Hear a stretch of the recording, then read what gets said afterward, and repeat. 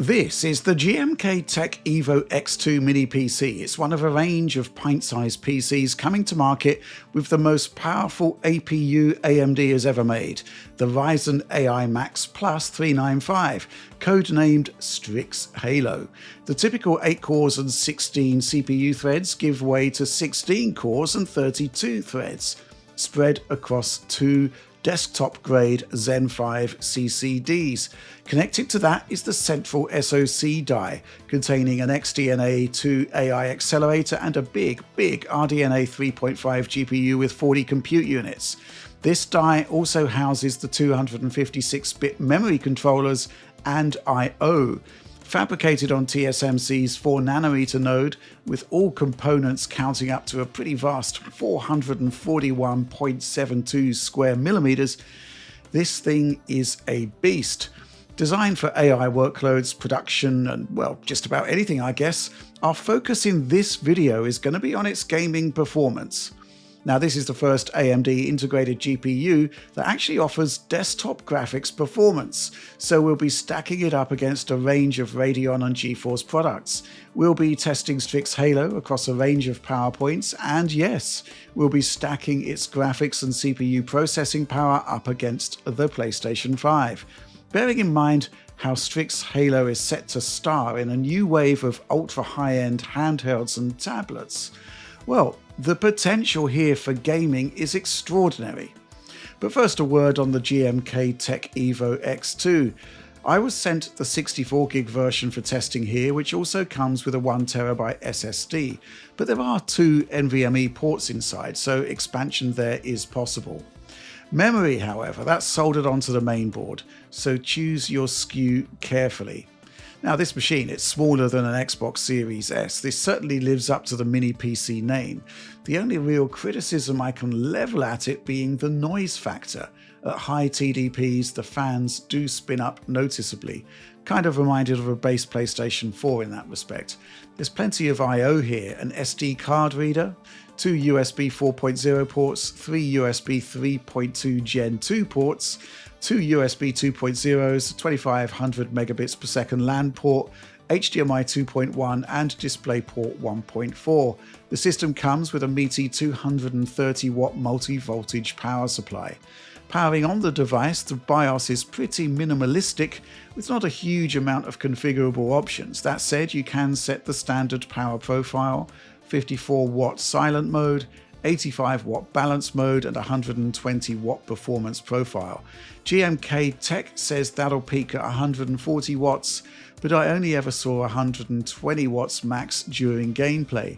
It's also here where you can specify how the 8000 megatransfers per second LPDDR5X is split between VRAM and system RAM. 32GB system memory is enough for gaming, so I went all out and gave the GPU a lavish 32 gigs for VRAM. On the 128GB model, you can specify up to 96GB for the GPU, which is kind of nuts. As I said, gaming is the focus for this review, but the concept of an APU packing 16 CPU cores and 32 threads is quite remarkable. So while we're here, let's talk about CPU performance. The Zen 5 CPU cores here are equipped with full 512-bit floating point units, effectively on par with desktop Zen 5, barring changes to the cache hierarchy and lower peak clocks. So how does the CPU side of Strix Halo stack up against desktop parts? Well, quite well, I'd say. Let's start by taking a look at a couple of Cinebench results for a ballpark idea of where Strix Halo sits in the CPU power ladder. The closest equivalent results I can find on the AMD side are the Ryzen 9 9900X, which is a much more power-hungry 12-core 24-thread part. It's pretty good going, I'd say. In both Cinebench R20 and Cinebench 2024, results are just a touch below the 9900X. On the Intel side, the results beat out the Core i5 14600K, falling just short of the Core i7 14700K. Pretty remarkable results for a mini PC, I'd say. Fast many-core CPUs also thrive in video encoding, so I also tested out Handbrake, re-encoding the very first 4K video we produced for the DF Supporter program. This Rise of the Tomb Raider PS4 Pro versus PC comparison. On Handbrake, we're using production standard settings with CRF factor set to 18. On the AMD side, it's again the 9900X that is the closest comparison with our 79.32 FPS result, falling just short of the 9900X's 82.96 FPS. Interestingly though, the more intensive HEVC result of 29.83 FPS is closer to the 9800X3D at 27.44 FPS rather than the 9900's 35.33. Again though, it's the Core i7-14700K that is the closest Intel desktop equivalent, and it's some way ahead of the i5-14600K. I'd call this potent performance, bearing in mind all of those desktop chips are effectively running with power constraints removed, while I limited TDP on the Ryzen AI Max Plus 395 to 120 watts for this test. But do remember that TDP, bandwidth, memory, all shared between CPU and GPU, so mixed tasks will likely see degraded performance compared to desktop equivalent CPUs. Let's talk about performance based on power scaling. The GMKTec Evo-X2 comes with performance, balanced and silent power modes, which seem to operate at, as I said earlier, 120 watts, 85 watts and 54 watts respectively. That's processor TDP, including CPU operations. I've added a 30 watt configuration myself here to get an idea of performance with a power budget similar to PC handhelds like the Asus ROG Ally. Here in Cyberpunk 2077, and indeed most of the games we're looking at, it's clear that 54 watts is the sweet spot in terms of power consumption versus performance. Moving up to 85 watts, a 57% increase in power draw only yields 18% more frame rate. Meanwhile, 120 watts, a 2.2x increase in consumption, just delivers 26% more performance. Moving from 85 watts to 120 watts only boosts frame rate by 8%. In a small form factor PC, balanced mode is probably best, while Strix Halo in more constrained form factors like tablets and even handhelds, silent mode or lower would be your best bet. You're missing out on a lot of performance at 30 watt, but it's interesting to note that increasing power to 54 watts represents an 80% increase in power draw, matched by 80% of frame rate. Graphing here also shows us how GPU core clocks change according to TDP. Some interesting results there, as you can see. Onto Forza Horizon 5 next, where the groupings are much tighter. 54 watt in silent mode is again the sweet spot. 85 watts only delivers an 11-point frame rate advantage, rising to 14% at full fat 120 watts. There's just a tiny 2.5% gap between the top-end performance mode and the more reasonable balanced option. Forza Horizon 5 seems to see GPU clock speeds pretty much max out at 120 watts and 85 watts, and they're still relatively high on lower wattages. At 30 watts in particular, it is rare to see Strix Halo's GPU exceed 1 GHz, yet here we are. Our Plague Tale Requiem benchmark hammers home the fact that 55 watt silent mode seems to offer the best overall balance of performance and power. Clocks look significantly lower than 85 watts and 120 watts, but we only gain 9 and 12% respectively by ramping up that TDP. At 30 watts, you're getting 61.5% of the 54 watt mode's performance for 55.5% of the power. So that's technically the most efficient result of the bunch. But there's a yawning chasm in overall frame rates here. The silicon is effectively power starved and underutilized, and you're paying a lot of money in that case for performance you won't be getting if you do lower that power level. Let's look at some ray tracing now with Dying Light 2 at 1080p on the high RT preset, no upscaling. There is a more meaningful gap here with 120 watts delivering 25% more performance over 54 watts. Still a big drop in efficiency, but a better result than other titles. It's a 17-point lead for the 85 watt balance mode over 54 watt silent. The performance here at 30 watt, just too much really. You gain 74% more performance by moving up to 54 watts. Since I ran the Plague Tale Requiem benchmarks for raster, I ran the RT sequence too. Very similar differentials to Dying Light 2 actually. More power may suit RT performance then, but with only 2 results in the bag for ray tracing, that's just not quite enough to draw any meaningful conclusions. Now, the nature of these benchmark tests, they're actually drawn from our desktop GPU benchmarking suite. Strix Halo is basically a mobile-orientated APU. It debuted in an Asus tablet after all, and this is the first time we've actually seen desktop class benching for a mobile-based SoC in Digital Foundry coverage. That means we can bring in data from our existing benchmarking database to see how the Radeon 8060S compares to desktop parts. However, I would say there is an important caveat here.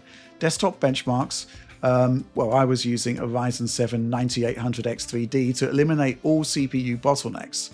The Ryzen AI Max Plus 395 may well be using a 16-core Zen 5 processor, but it lacks cache, not to mention 3D cache up against the 9800X3D, and it needs to share its bandwidth with the Radeon 8060S GPU, which could cause contention issues.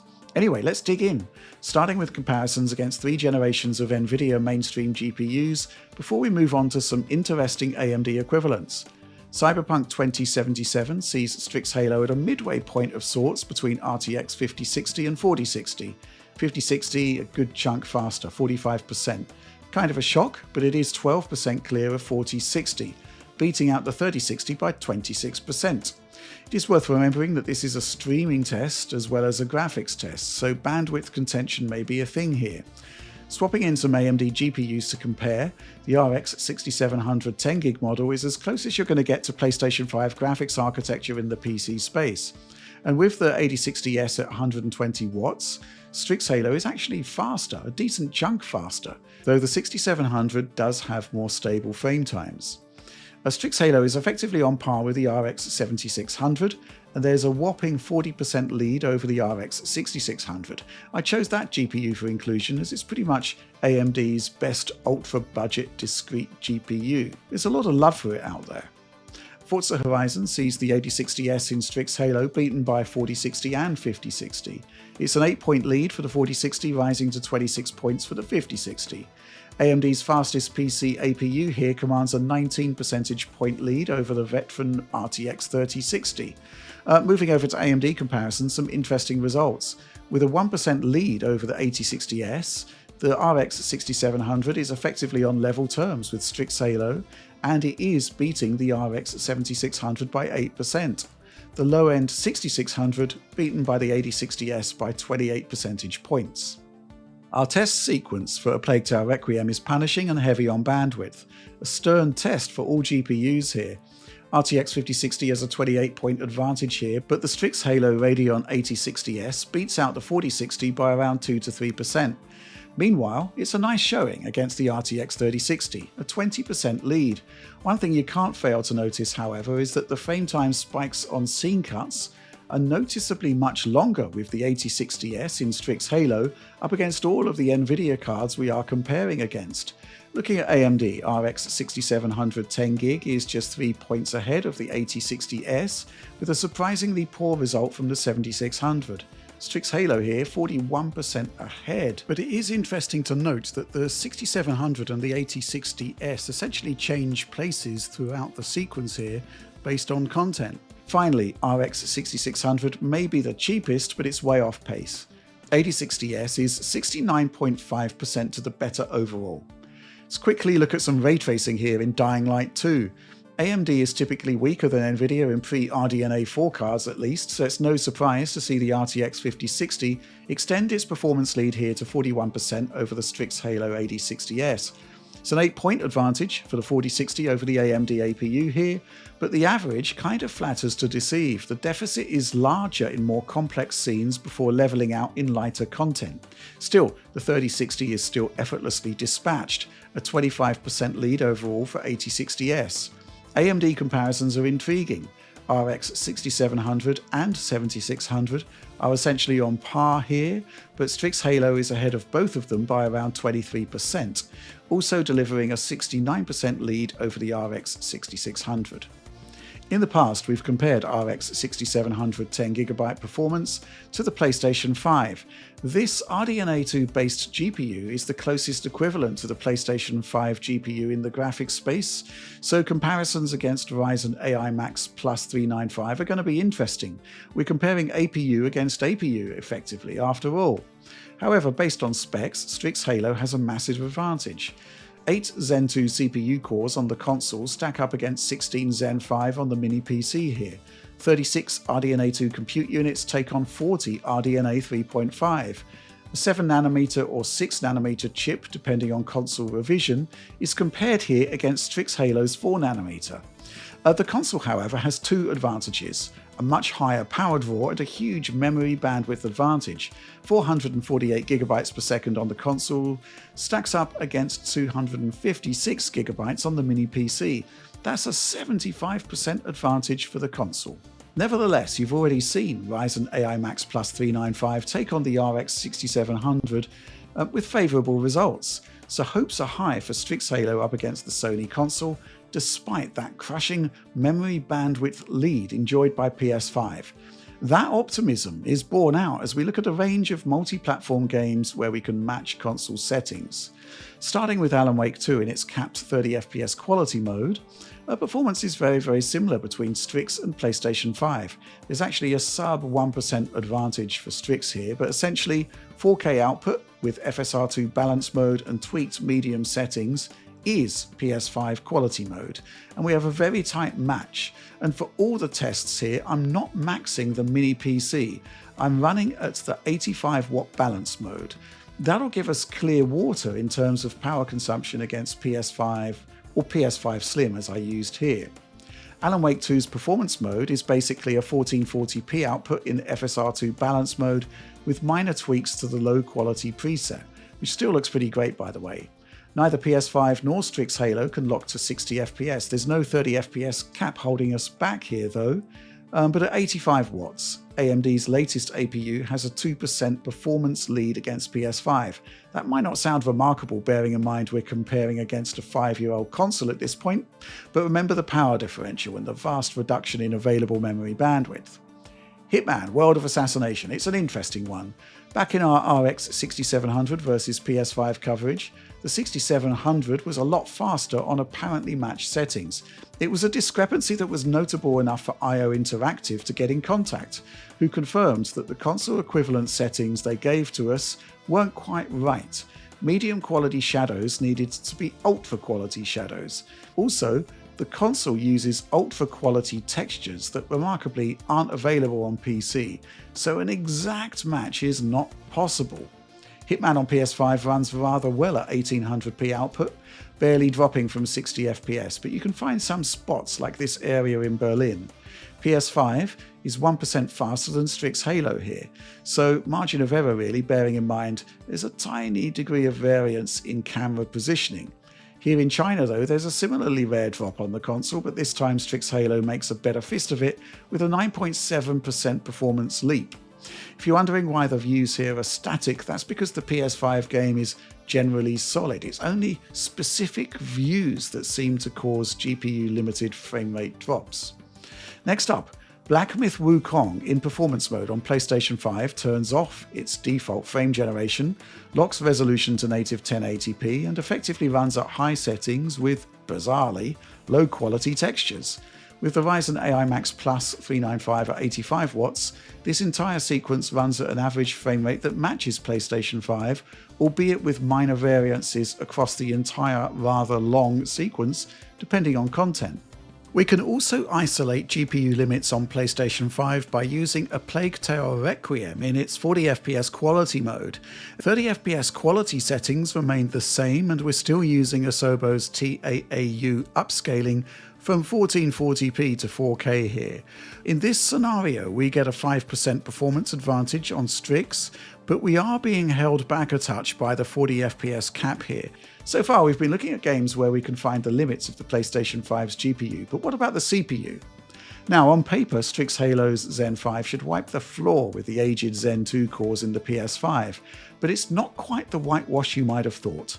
Let's look at Act 3 of Baldur's Gate, which is highly CPU limited on PS5, especially noticeable in its unlocked to 60fps performance mode. Not that we're getting to 60fps here. Perhaps owing to both CPU and GPU needing to share memory bandwidth, the jump to performance with Strix Halo isn't quite as good as you might hope. Neither side sustains 60fps in this clip, where I noted that the Zen 5 cores in the Strix Halo processor deliver a 25% improvement to performance overall. But this one is a bit of a puzzle. Running around the Cherry Blossom marketplace on Cyberpunk 2077 causes frame rate drops, but only when running at speed, indicating a CPU bottleneck from streaming. And yet here, again on closely matched settings, Strix Halo actually runs a touch slower than PlayStation 5. A 3.7% performance lead for Sony console, but interestingly, the frame rate drops happen in the same way, only when you're running at speed. Finally, let's talk power consumption from the wall, because we've been talking about the Ryzen AI Max Plus 395 in TDP terms, but there's a whole lot more within the PC that requires power, right? The board, memory, storage, and even the peripherals that are attached to the unit. Using the easily repeatable Black Myth Wukong intro, here's how much power the mini PC draws from the wall in 85 watts and 120 watt TDP scenarios, up against the power draw from my PS5 Slim, though regular viewers of Digital Foundry will know that there seems to be a particularly poor piece of 6nm silicon in my Slim, as power draw is much the same as the 7nm original. The 85 watt mode actually averages at 131 watts, while the 120 watt TDP mode draws an average 179 watts. PlayStation 5 though, 216 watts. But remember, it is on 6nm versus 4nm Strix Halo, and I'd expect better examples of 6nm silicon to be closer to 200 watts based on other PS5 Slim reviews I've seen. Even so, bearing in mind that the Ryzen AI Max Plus 395 only has 57% of the bandwidth of the PlayStation 5, drawing around 60% of the power for a similar performance levels, not that bad. The total system power draw seen here does include the inefficiencies of the power supplies used. But even so, assuming that the 54 watt mode is used in those upcoming Strix Halo handhelds and tablets for portable play, actual power draw is likely to be a fair bit higher. The batteries in handheld devices typically top out at around 80 watt hours, laptops at 100 watt hours, so this level of performance will almost certainly come with limited battery life. Around an hour perhaps. Of course, you can lower the TDP below that, but it won't run as fast, as we saw in those 30 watt tests we ran earlier. There is a significant performance delta when you lower the TDP. 54 watts does seem to be the sweet spot. Anyway, some final thoughts. AMD has described Strix Halo as a kind of mobile threadripper, in the sense that it's a hugely ambitious design with unprecedented performance for its market sector. And the idea of it running flat out within mini PCs is quite remarkable. We've demonstrated that this is a potent piece of kit, and the GMKTec Evo-X2 delivers that performance, albeit with cooling challenges that manifest in louder than expected fan noise. Gaming performance is impressive, and it's nice that you can essentially allocate as much VRAM as you want, specifically to the onboard GPU. Since I was testing gaming, I allocated 32 gigs to the system, 32 gigs to the GPU, but truth is, that's kind of massive, kind of overkill, right? But I like the option, regardless. As things stand though, I had a lot of fun putting Strix Halo through its paces, and look forward to the handhelds and future tablets beyond the Asus ROG 13 Flow that currently uses it. Could this be the closest we'll get to a portable PlayStation 5? Well, on those lower wattages. Carry over, optimize settings, reduce resolutions to better suit the screens those devices will ship with, as opposed to the 4K TVs targeted by the PS5, and perhaps, well, maybe. We'll report back on that in due course, but in the meantime, please do like, subscribe, share, and ring bells for an instant notification scenario.